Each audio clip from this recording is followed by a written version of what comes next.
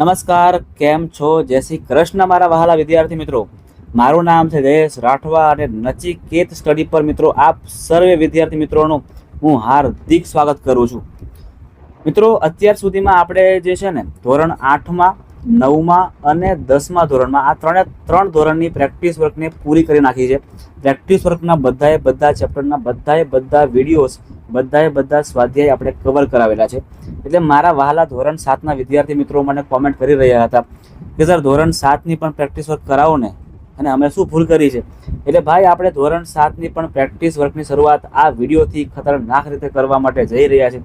જે વિદ્યાર્થીઓને ગણિતમાં મજા નહીં આવતી, આ આપણું મેથ્સ છે ને, મેથ્સ એ મિત્રો બોરિંગ લાગે છે અને ભણવું પડે એવું જ છે પાછું, તો મિત્રો એવા બધા વિદ્યાર્થીઓનું સ્વાગત કરું છું. કારણ કે તમે આખા વિડીયો જોશો, બધા વિડીયો જોશો ને, તો મિત્રો તમને ગણિત ગમવા લાગશે, તમને મજા આવશે અને તમે જાતે શોધશો નવા દાખલાઓ, હે ને, કે મારે હવે સોલ્વ કરવા છે દાખલાઓ બધા, તો તમે મિત્રો ગણિતમાં પૂરેપૂરો ઇન્ટરેસ્ટ પણ લઈ શકશો. એવી રીતે આપણે ગણિતને સોલ્વ કરાવવાના છે. ક્લિયર છે મિત્રો? તો ચાલો વધારે વાત નથી કરતા, આપણે શરૂઆત કરીએ છીએ આપણા વિડીયો નંબર 1થી, જેમાં આપણે શરૂઆતમાં ચેપ્ટર નંબર પણ 1 ભણવાના છે અને સ્વાધ્યાય નંબર પણ આપણે 1.1 ભણવાના છે. બધું આજે 1 છે, બરાબર છે ને? ખાલી ધોરણ આપણું 7 છે. ચાલો મિત્રો, તો ધોરણ 7માં ચેપ્ટર નંબર 1 તમને આપેલું છે મસ્ત મજાનું પૂર્ણાંક સંખ્યાઓ. તો સૌથી પહેલા મિત્રો પૂર્ણાંક સંખ્યાઓની કેટલીક સૌથી પહેલા તમને બેઝિક માહિતી આપી દઉં, એટલે તમને કન્ફ્યુઝન ન રહે. તો મિત્રો, પૂર્ણાંક સંખ્યાઓ એટલે શું? તો મિત્રો, પૂર્ણાંક સંખ્યાઓ એટલે એવી સંખ્યાઓ કે જેમાં 0 પણ આવે, આગળ કરો તો માઇનસ અને પાછળ જાઓ તો પ્લસ, એટલે કે ઋણ સંખ્યા પણ આવે, ધન સંખ્યા પણ આવે અને 0 પણ આવે. આ બધી સંખ્યાથી બનતી સંખ્યાઓને આપણે શું કહીએ છીએ મિત્રો? પૂર્ણાંક સંખ્યાઓ આપણે કહીએ છીએ. પૂર્ણાંક સંખ્યાને ઇંગ્લિશમાં મિત્રો ઇન્ટીજર કહેવામાં આવે છે, ઇન્ટીજર્સ કહેવામાં આવે છે. અને એની સંજ્ઞા ઝેડ છે. કેમ ઝેડ છે ખબર છે? કારણ કે એનું ફ્રેન્ચ નામ ઝેહલિન છે. ઝેહલિનના કારણે એનું નામ, ફ્રેન્ચ નામ ઝેડ આપણે સંજ્ઞા બોલીએ છીએ. બસ આ હતી એની બેઝિક માહિતી. બીજું વધારે કંઈ નથી કરવાનું, તમારે માત્ર સરવાળા અને બાદબાકી કરવાની છે. અને તમને કેટલાક નિયમ ખબર હોવા જોઈએ, એ નિયમ પર તમને મેં સમજાવી દઉં છું. ચલો, જ્યારે મિત્રો સમાન નિશાનીઓ હોય, શું હોય? સમાન નિશાનીઓ હોય. તો સમાન નિશાની જ્યારે પણ જોવા મળે ત્યારે હંમેશા શું કરવાનું ભાઈ? પ્લસ જ કરવાનું. બસ પ્લસ ને માઇનસ એવું બધું યાદ નહીં કરવાનું. સમાન નિશાનીઓ તો પ્લસ, અને જો સમાન અલગ નિશાનીઓ હોય, કાં તો પ્લસ માઇનસ કાં તો માઇનસ પ્લસ હોય, તો તમારે ફરજિયાત માઇનસ જ કરવું પડે. આ જ નિયમ છે, બીજો કોઈ નિયમ જ નહીં આની અંદર, બરાબર છે? સમાન નિશાનીઓ તો પ્લસ, અને સમાન નિશાની એટલે કે વિરુદ્ધ નિશાની હોય તો આપણે માઇનસ કરવાનું છે મારા વહાલા મિત્રો. ચાલો, સ્વાધ્યાય 1.1માં પહેલો દાખલો. પૂર્ણાંક સંખ્યાઓની એક જોડ લખવાની છે. આપણે સરવાળો -8 કરવાનો છે એવું કહે છે. જોજો, સૌથી પહેલા આપણે બે તમને કૌંસ કરી બતાવું કે આ કૌંસ અને આ કૌંસ વચ્ચે આપણે સરવાળો કરવાનો છે. અને સરવાળો કરતા આપણો જવાબ કેટલો? તો કે ભાઈ -8 આવવો જોઈએ. માઇનસમાં જવાબ આવવો જોઈએ, બરાબર છે મિત્રો? માઇનસમાં જવાબ આવવો જોઈએ. તો એવું તો શું કરું કે માઇનસમાં જવાબ આવે? તો જો આપણે એક કામ કરીએ, અહીંયા લખીએ છીએ આપણે -6 અને અહીં કરીએ છીએ આપણે -2. જોજો, તો અહીં આગળ બધું શું આવશે? -6 પ્લસ અને માઇનસ શું થાય? -2 જેવા છે તેવા ને તેવા. અહીંયા -8 આપણને આપેલા છે. તો કે જો સમાન નિશાનીઓ તમે જોઈ શકો છો કે અહીં પણ માઇનસ અને અહીં પણ માઇનસ. સમાન નિશાની શું કરવાનું? સમાન નિશાનીમાં આપણે પ્લસ કરવાનું. તો કે 6 ને 2 8 થશે. નિશાની મોટી સંખ્યાને મૂકવાની. મોટી સંખ્યા 6 છે, 6ની આગળ માઇનસ છે, એટલે આપણે અહીંયા પ્રેમથી માઇનસ મૂકવાનું. બરાબર -8 થઈ ગયા. -8 બરાબર -8, જે આપણે અહીંયા જોઈતું હતું. ક્લિયર છે? ચાલો, હજી આ એક જ સંખ્યા થઈ શકે એવું નહીં ભાઈ, હજી બી બીજી સંખ્યા મળી શકે છે, પણ આપણે ખાલી એક જ સંખ્યા કરીએ છીએ. હું તમને હજી એક કરી બતાવું. આપણે -8 લાવવું હોય ને, તો જોજો, -10 પ્લસ 2 કરીએ. -10 પ્લસ 2 આપણે કરવું છે, બરાબર છે? જો કરીએ તો શું આવે? તો -10 પ્લસ કરો તો શું આવે? પ્લસ જ થાય, અને 2. તો -10 પ્લસ 2 કરો તો કેટલા આવે? તો કે 10 માઇનસમાં છે અને 2 પ્લસમાં છે. જો તમે આ 10 કેવા છે? માઇનસમાં, અને 2 કેવા છે? પ્લસમાં. નિશાનીઓ કેવી છે બંને? તો કે નિશાનીઓ વિરુદ્ધ છે. નિશાની વિરુદ્ધ હોય તો શું થાય? માઇનસ થાય. તો માઇનસ કરવાનું. 10 માંથી 2 જાય કેટલા વધે? 8 વધે. નિશાની મોટી સંખ્યા મૂકવાની. મોટી સંખ્યા 10 છે, 10 ની આગળ માઇનસ છે, એટલે જવાબ શું આપણો? માઇનસમાં આવશે. ક્લિયર છે? આવી મિત્રો તમે ઘણી બધી સંખ્યા કરી શકો છો. ચાલો આગળ બીજું કરીએ. હવે તફાવત -10 હોય એટલે કે -2 કૌંસ અને વચ્ચે તફાવત એટલે કે માઇનસ કરતા આપણે -10 લાવવાના છે. હવે મિત્રો તમે લોકો ખાસ યાદ રાખજો, જ્યારે પણ આપણે માઇનસમાં જવાબ લાવવો હોય અને વચ્ચે બી શું હોય? માઇનસ, તો આગળ આપણે મોટી સંખ્યા મૂકવાનો ટ્રાય કરવાનો. મોટી સંખ્યા એટલે શું સમજો તો અહીં હું લઉં છું ધારો કે 20. શું લઉં છું અહીંયા મેં? 20. તો અહીંયા મારે કઈ સંખ્યા મૂકવી પડે? અહીંયા મિત્રો મારે -10 મૂકવું પડે. જોજો કેવી રીતે. તો -20 ના -20. અહીંયા જુઓ, અહીંયા પણ માઇનસ ને અહીં પણ માઇનસ, એટલે માઇનસ માઇનસ શું થાય? અહીંયા પ્લસ થાય. એટલે અહીંયા પ્લસ અને અહીંયા આપણને આપ્યું છે 10. તો -20 + 10 કરો. ફરીથી નિશાનીઓ અલગ અલગ છે. નિશાની અલગ અલગ એટલે માઇનસ કરવાનું. બરાબર છે? એટલે કેટલા આવે? અહીંયા 10 થશે. નિશાની મૂકવાની મોટી સંખ્યાની. 20 મોટી સંખ્યા, આગળ માઇનસ. તો જવાબ શું આવશે? -10. તમે જોઈ શકો છો તેવી રીતે. જો અહીંયા પણ 10 આપણું હતું -10 અને અહીંયા પણ આપણને -10 મળી જાય છે. જો હજી એક સંખ્યા લઈએ આપણે, જેમ કે -15. -15 વચ્ચે તો માઇનસ આપણે મૂકવાનું જ છે અને આપણે અહીંયા -5 મૂકી દઈએ. ચાલો -5. તો -15 -+ 5. 15 માંથી 5 કાપો તો કેટલા વધે? 10 વધે. નિશાની કોને મૂકવાની? તો કે નિશાની આપણે મોટી સંખ્યા જે છે 15, ત્યાં શું છે? માઇનસ, એટલે આપણે અહીંયા માઇનસ મૂકવાનું. ફરી આવી ગયા -10. ક્લિયર છે મિત્રો? તો એવી રીતે આપણે અલગ અલગ સંખ્યા મૂકીને આવી રીતે જવાબ મેળવી શકીએ છીએ. જો હજુ એક જોઈએ આપણે, જેનો સરવાળો 10 હોય. આ તો બહુ સિમ્પલ છે ભાઈ. સરવાળો 10 લાવવો છે આપણે. હા લઈ આવીએ ને. જો મિત્રો કોઈ પણ સંખ્યાનો સરવાળો આપણે 0 લાવવો હોય તો એક પ્લસ અને એક માઇનસ હોવી જોઈએ તો આવી જાય. જેમ કે -10 + 10 કરો તો -10 + 10 ઉડી જાય તો શું આવે? 0. કશું ના વધે એટલે 0 કહેવાય. હજી એક લઈએ, -5 + 5 શું આવે? 0. હજી એક લઈએ, 10 તો લીધી ને આપણે. બીજું લઈએ ને. બીજું શું લઈએ? ચાલો 25 લઈએ. 25 -25. આ 25 એ પ્લસ છે ને આ 25 માઇનસ છે. 25 - 25 0. કાં તમે આવું બી કરી શકો છો, 16 - +16. તો જ્યારે બે સંખ્યા સરખી હોય, જ્યારે મિત્રો બે સંખ્યા સરખી હોય પણ નિશાનીઓ અલગ અલગ હોય તો એને શું કહેવાનું? એને કહેવાનું કે ઉડી જાય, એટલે 0 આવે. ક્લિયર છે? ક્લિયર છે ને ભાઈ? બધું એને ક્લિયર થઈ ગયું ને? ચાલો આગળ વધીએ છીએ. પાછા વધીએ છીએ. જેનો તફાવત -18 હોય તેવા ઋણ પૂર્ણાંક અને ધન પૂર્ણાંકની એક આપણે જોડ મૂકવાની છે. એટલે એક ઋણ પૂર્ણાંક હોવો જોઈએ અને એક ધન પૂર્ણાંક હોવો જોઈએ. આપણે એક જોડ બનાવવાની છે. ચાલો કરવા માંડીએ છીએ. આપણે પહેલા તો 2 કૌંસ કરી દઈએ છીએ. પહેલા આપણે 2 કૌંસ કરી દઈએ. બરાબર છે? વચ્ચે શું કરવું પડશે? આપણે ફરજિયાત તફાવત કરવો છે એટલે આપણે માઇનસ કરીએ. બરાબર. કેટલા લાવવા છે આપણે? -18 લાવવા છે. ફરીથી એવું કૌંસ કરી દઈએ આપણે. પણ ફરીથી આપણે મહેનત નથી કરતા, આપણે ફરી ડાયરેક્ટ કોપી જ કરીએ છીએ ભાઈ. ચલો બીજું અહીંથી કોપી કરીને અહીંયા આપણે પેસ્ટ કરી દઈએ છીએ. 2 જોડ લાવી છે આપણે. એક સંખ્યા ધન લેવાની, એક સંખ્યા ઋણ લેવાની, એવો નિયમ છે. બરાબર છે? એવો આપણને નિયમ કહે છે. તો શું કરવાનું? જોજો થોડું સ્પેસ આપણે અહીંયા કરી દઈએ. ચલો તો શું કરવાનું? -18 લાવવો છે. બરાબર છે? -18 લાવવો છે તો આપણે એવું તે કઈ સંખ્યા મૂકીએ કે જેના કારણે આપણને -18 મળી શકે? તો જોજો, ધારો કે હું અહીંયા મેં 14 મૂકું. કેટલા મૂકું? અહીંયા મેં 14 મૂકું છું. 14. અને અહીંયા કેટલા મૂકી શકું? તો જો 14 માઇનસ. બરાબર છે?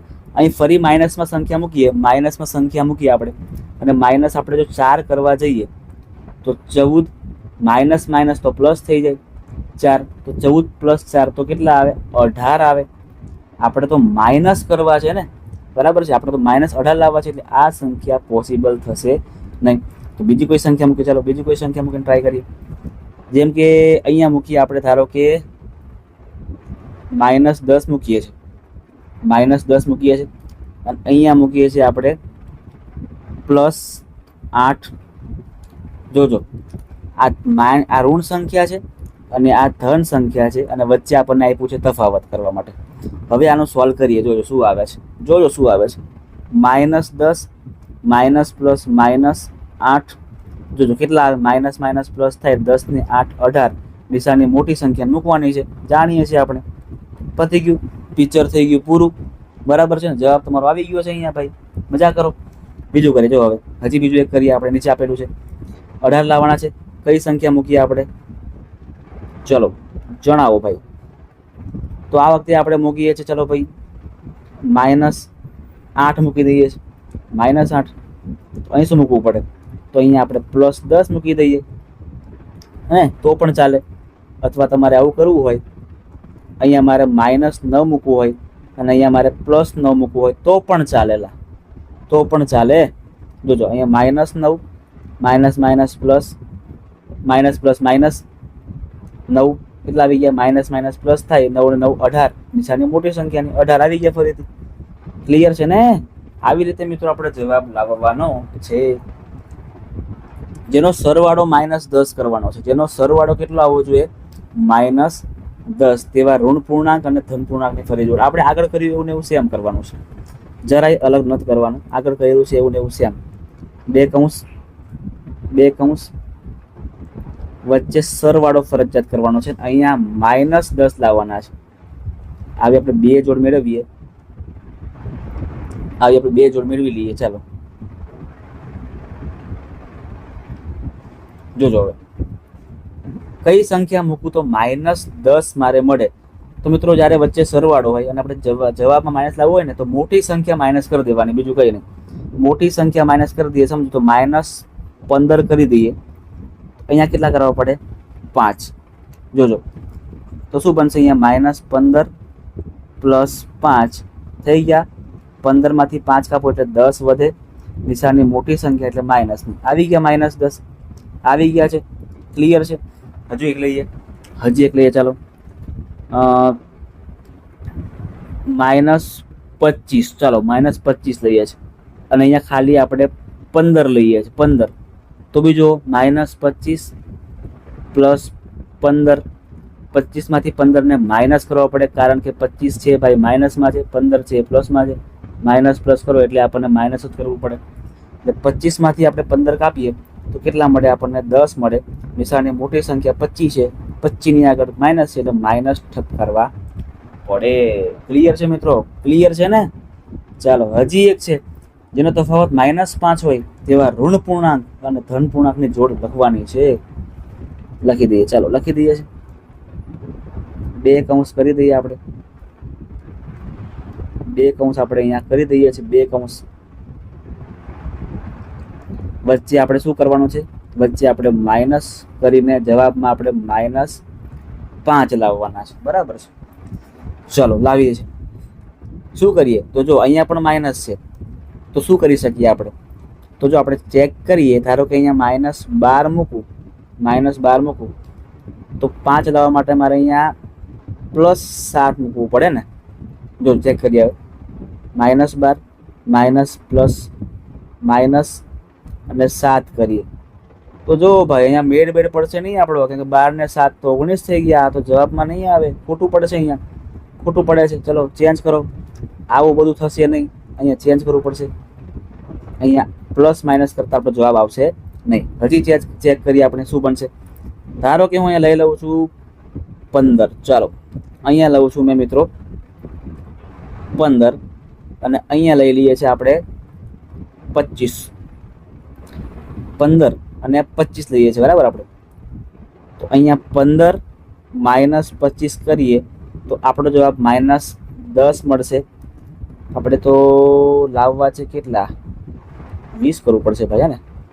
ઓકે, હવે થશે.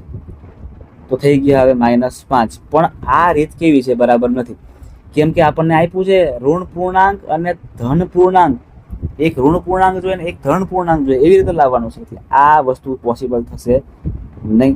હજી વિચારવું પડશે ભાઈ, મગજ પર જોર મારવો પડશે. મગજ પર જોર મારો તો કામ થશે, બાકી નહીં થાય. ચલો અહીંયા ધારો કે આપણે -3 લઈ લઈએ અને અહીંયા આપણે 2 લઈ લઈએ, +2, બરાબર ને? આ +2 છે. -3 અને +2 લીધા તો જો ચેક કરીએ હવે. -3 ના -3, માઇનસ પ્લસ માઇનસ એટલે બંને જગ્યાએ માઇનસ માઇનસ છે બરાબર, એટલે પ્લસ થઈ જાય, માઇનસ માઇનસ પ્લસ થાય એટલે 5 નિશાની મોટી સંખ્યા, 3 ની આગળ માઇનસ એટલે માઇનસ છે ને, આવી ગયું ને, કમ્પ્લીટ છે. હજી બી લઈ શકાય લેવું હોય તો -4 -1 કરો તો પણ આપણું -5 જવાબ થઈ જાય છે. ક્લિયર? આવી રીતે મિત્રો આપણે બે સંખ્યાઓનો જોડો મેળવવાની છે. ઓકે, પતી ગયું છે. હવે આગળ વધીએ દાખલા નંબર 3 તરફ. ક્વિઝના 3 રાઉન્ડ પછી ટીમ એ છે ને એને -30 પહેલા મળે, પછી બીજા રાઉન્ડમાં 20 અને પછી -10 મળે છે, અને ટીમ બી ને -10 -30 અને 20 મળે છે.